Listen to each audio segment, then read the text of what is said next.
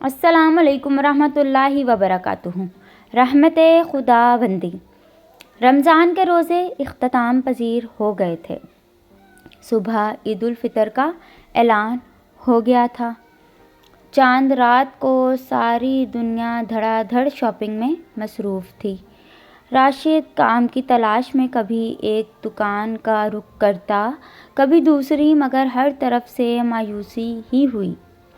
اللہ نے اسے 5 بیٹیوں سے نوازا تھا اور اس نے خندۂ پیشانی سے اس امتحان کو قبول کیا تھا۔ وہ اپنی بیٹیوں پر جان چھڑکتا تھا، مگر بس غربت کہ وہ ان کی ضروریات احسن طریقے سے پوری کرنے سے قاصر تھا۔ بیٹیاں بھی اپنے والدین کے حالات سے باخبر تھیں اور قناعت پسند تھیں۔ وہ کبھی بھی بے جا فرمائشیں نہیں کرتی تھیں۔ سب سے چھوٹی نمرہ 6 سال کی تھی اور وہ اپنے بابا کی بہت لاڈلی تھی۔ چاند رات کو اس نے فرمائش کی تھی نئے کپڑے پہننے کی۔ راشد ہر صورت اپنی گڑیا کی فرمائش پوری کرنا چاہتا تھا۔ کافی دوڑ کر کے اسے کام نہ ملا تو مایوس ہو کر ایک طرف بیٹھ گیا۔ وہ کبھی بھی فاقے یا افلاس سے پریشان نہیں ہوا تھا، لیکن بیٹیوں کی محرومی دیکھ کر کڑھتا رہتا تھا۔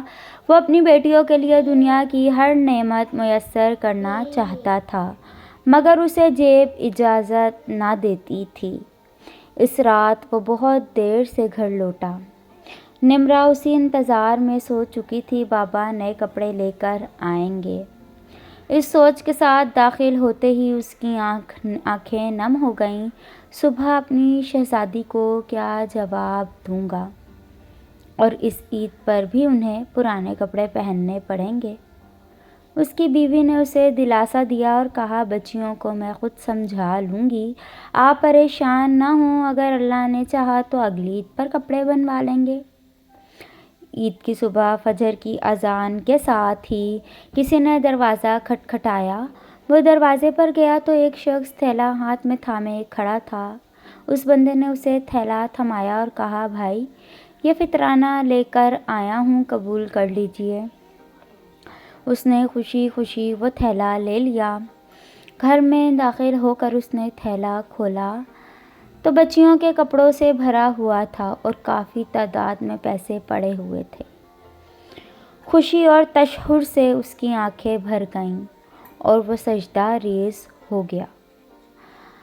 بے شک اللہ تو ہی جب بیٹیاں دیتا ہے تو اپنی رحمتوں سے نواز دیتا ہے۔ فرینڈز، اسٹوری اچھی لگے تو میرے چینل کو سبسکرائب کریں، بیل آئیکن کو پریس کریں تاکہ آنے والی ہر نئی ویڈیو